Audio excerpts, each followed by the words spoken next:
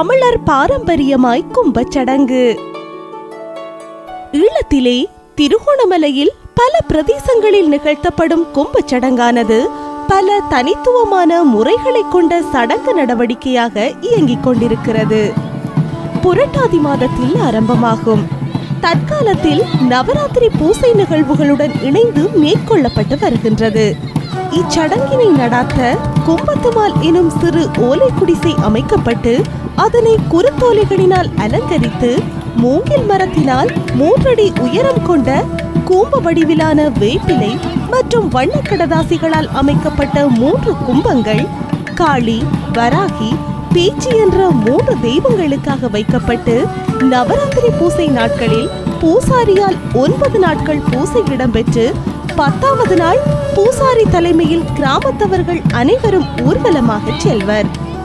பத்ததி தெய்வங்களுக்கான பாடல்கள் பாடி, அதாவது தாலாட்டு, குளத்தி போன்ற பாடல்கள் பாடி, உடுக்கை, பறையொலி முழங்க, நேற்றுக்கடனின் நிமித்தம் பலர் 3 அடி உயரமான அலங்கரிக்கப்பட்ட கும்பங்களை தலையில் சுமந்து ஆடிப்பாடி ஊர்வலமாக செல்வதே கும்பச்சடங்காகும். ஊர்வலத்தின் போது முழு கிராமமுமே தங்களது தொந்தங்களை மறந்து குதூகலிக்கும் தளமாக கும்பச்சடங்கு அமைக்கிறது.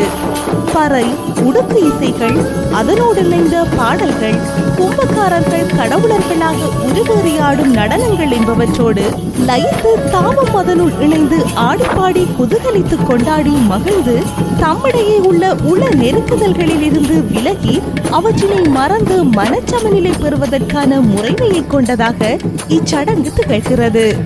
சிறியவர்கள், பெரியவர்கள், முதியவர்கள் மற்றும் ஆண், பெண் என அனைவரும் கட்டுப்பாடுகளின்றி நிகழ்வில் பங்கு கொள்ள முடியும்.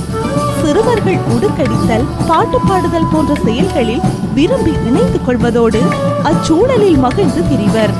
அப்பங்கு கொள்ளலினால் இச்சடங்கார்ந்த நடவடிக்கைகளை தங்களுக்குள் முகழ்ந்து கொள்வதனை அவதானிக்க முடிகின்றது.